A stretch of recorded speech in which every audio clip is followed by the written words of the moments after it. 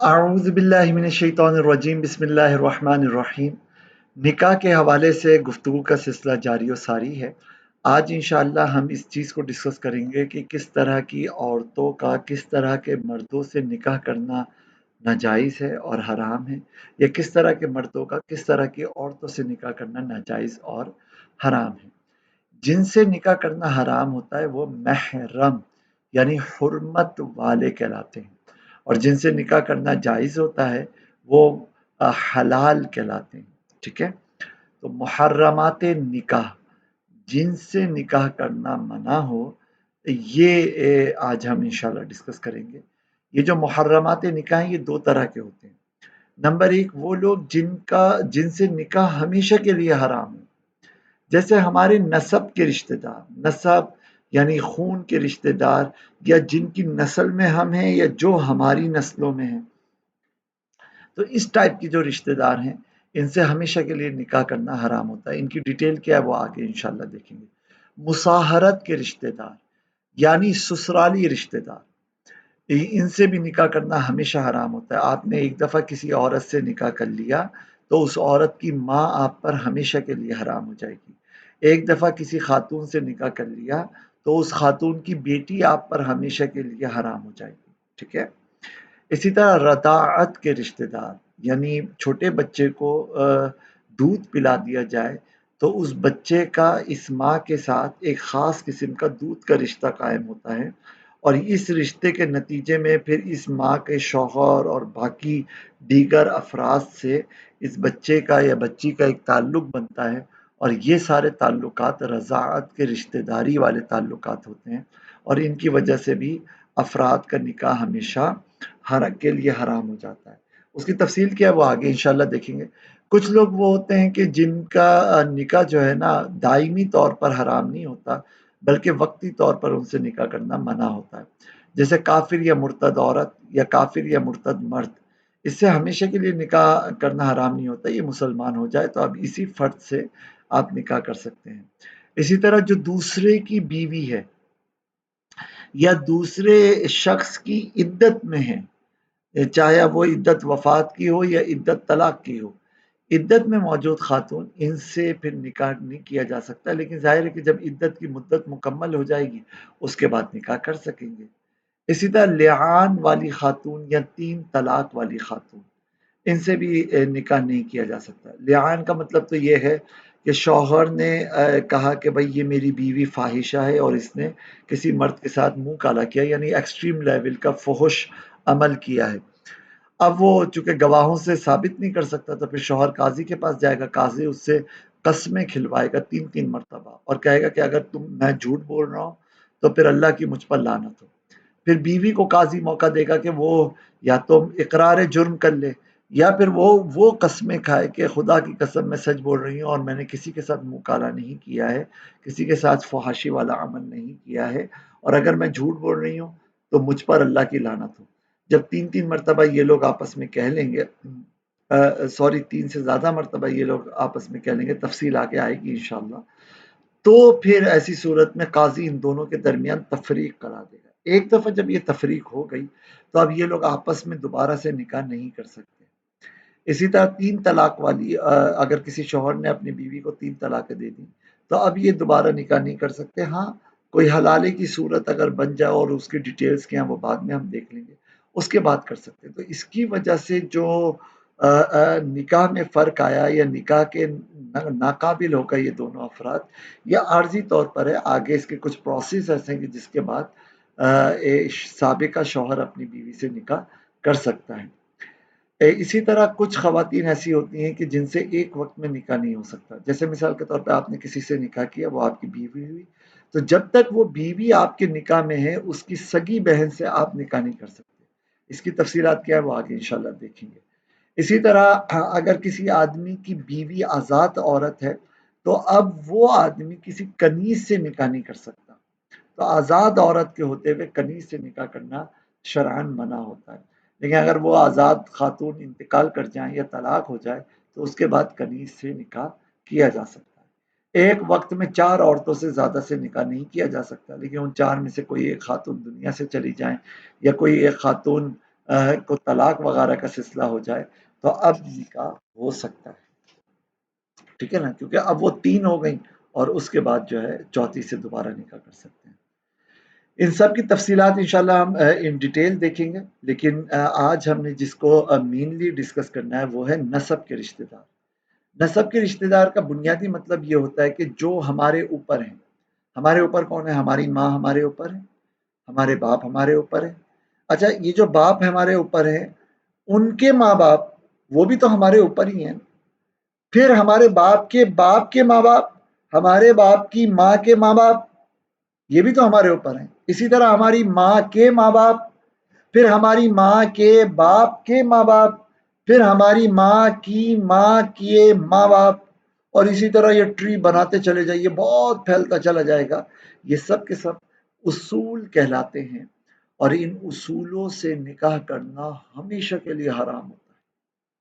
Okay, تو ہم جن کی اولادوں میں ہوں نا، جیسے ماں باپ، ان کے ماں باپ، ان چاروں کے ماں باپ اوپر تک، یہ سب کے سب ہمارے اصول ہیں اور ان سے نکاح کرنا ہمیشہ کے لیے حرام ہوتا ہے۔ اسی طرح جو ہمارے اصول ہیں، جیسے ہمارے ماں باپ، ان کے بہن بھائی، جیسے ہمارے والد کے بہن بھائی ہیں، ہمارے والد کی بہن ہوئی ہماری پھپھو، ہمارے والد کے بھائی ہوئے ہمارے چچا، ہماری والدہ کے بھائی ہوئے ہمارے ماموں، ہماری والدہ کی بہن ہوئی ہماری خالہ۔ تو یہ جو ہمارے اصول کے بہن بھائی ہوتے ہیں نا، ان سے بھی نکاح کرنا ہمیشہ کے لیے حرام ہوتا ہے۔ اسی طرح ذرا سمجھیے گا، یہ خالہ، ماموں، پھپھو اور چچا، ان کو تو آسانی سے آدمی سمجھ لیتا ہے۔ ہمارے والد کے والد، ہمارے دادا، دادا کے جو بھائی ہیں نا، دادا کی جو بہن ہے نا، ان سے بھی ہمارا نکاح کرنا ویسے ہی ناجائز ہے جس طرح ہمارا چچا سے اور پھپھو سے نکاح کرنا ناجائز ہے۔ اسی طرح ہمارے نانا کے بھائی بہنوں سے، ہماری نانی کے بھائی بہنوں سے نکاح کرنا ویسے ہی ناجائز ہے جس طرح ماموں اور خالہ سے نکاح کرنا ناجائز ہوتا ہے۔ آئیڈیا ہوا؟ اب یہ بہن بھائی نہ چاہے سگے ہوں، سگے کا مطلب کیا؟ جو بھائی بہن ہیں اس بھائی اور بہن، ان دونوں کے باپ بھی ایک ہی ہے، ماں بھی ایک ہے، تو یہ سگے ہیں۔ یا سوتیلے بھائی بہنوں۔ اب سوتیلے بھائی بہنوں کیا مطلب؟ ہمارے دادا نے فار ایگزامپل 2 شادیاں کی۔ ایک شادی سے ہمارے ابا ہوئے، ایک بیگم سے ہمارے ابا ہوئے، اور ایک دوسری دادی تھی، ان سے ہمارے چچا ہوئے، یا ان سے ہماری پھپھو ہوئی۔ تو اب وہ جو پھپھو ہیں، پھپھو اور والد صاحب، یہ آپس میں سگے بھائی نہیں ہیں، یہ باپ شریک بھائی ہیں۔ ان دونوں کے باپ ایک ہیں، یعنی ہمارے دادا، لیکن ان کی مائیں الگ الگ ہیں۔ ہماری دادی الگ والی، اور وہ جو ہمارے چچا ہیں ان کی والدہ وہ الگ والی ہیں، 2 شادیاں ہوئی۔ تو یہ جتنے بھی ہیں لوگ، چاہے وہ سگے بھائی ہوں، سگی بہن ہوں، یا سوتیلے بھائی بہن ہوں، چاہے وہ باپ شریک ہوں یا ماں شریک ہوں، ان سے نکاح ہمیشہ ہمیشہ کے لیے ناجائز اور حرام۔ یہ سائڈ تھی اوپر اور دائیں بائیں کی، ٹھیک ہے۔ تو اصول اور اصول کے بھائی بہن، ان سے نکاح کرنا دائمی طور پر ناجائز ہوتا ہے، یہ نسب کے رشتہ دار کہلاتے ہیں۔ اسی طرح نمبر 3 فروع۔ فروع کا مطلب ہے جو ہماری اولادوں میں، جیسے میرا بیٹا، میری بیٹی، ان سے میں نکاح نہیں کر سکتا۔ میں مرد ہوں تو اپنی بیٹی سے شادی نہیں کر سکتا، میں عورت ہوں تو اپنے بیٹے سے شادی نہیں کر سکتا۔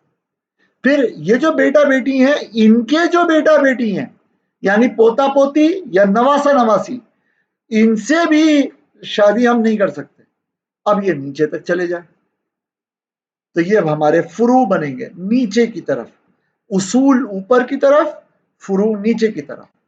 اوکے، اسی طرح ہمارے بہن بھائی کے فروع، ہمارے جو بھائی بہن ہیں، چاہے وہ ہمارے سگے بھائی بہن ہوں، جیسے ہمارے والد صاحب کی ایک ہی وائف تھی، تو وہ وائف اور والد صاحب میرے وہی ہیں جو میرے بھائی کے والد صاحب اور والدہ ہیں، جو میری بہن کے والد اور والدہ ہیں۔ نتیجتاً ہم سگے بہن بھائی ہیں۔ تو سگے بہن بھائیوں کی اولادوں میں جو آتے ہیں نا، اور ان اولادوں کی اولادوں میں بھی جتنے آتے ہیں نا، وہ سب کے سب ایسے ہوتے ہیں کہ ان سے نکاح کبھی بھی جائز نہیں ہوتا۔ لہٰذا میرے بھائی کی اولادیں وہ میرے بھتیجے بھتیجی کہلائیں گے. میری بہن کی اولادیں وہ میرے بھانجے بھانجی کہلائیں گے. اسی طرح ان اولادوں کی اولادیں اب وہ رشتے کے پوتا پوتی یا نواسا نواسی کہلائیں گے. ان سب سے میرا نکاح کرنا ہمیشہ ہمیشہ کے لیے دائمی طور پر نہ چاہیے. تو یہ 5 طرح کے رشتے دار ہیں ہمارے کہ جن سے نکاح کرنا شریعت میں دائمی طور پہ منع ہوتا ہے. اب ان سے یہ رشتہ جو ہے کس نوعیت کا ہو، حلال بنیادوں پہ ہو یا حرام بنیادوں پہ ہو، کب وہ ہمارے محرم بنیں گے. اس سلسلے میں دیکھیں، کہتے ہیں ابتدائی 2 چیزیں جو ہیں، اصول اور اصول کے بھائی بہن، ان دونوں میں سے ہمارا رشتہ اگر حلال کا ہوگا تو یہ محرم بنیں گے، حرام کا رشتہ ہوگا تو یہ ہمارے محرم نہیں ہوں گے.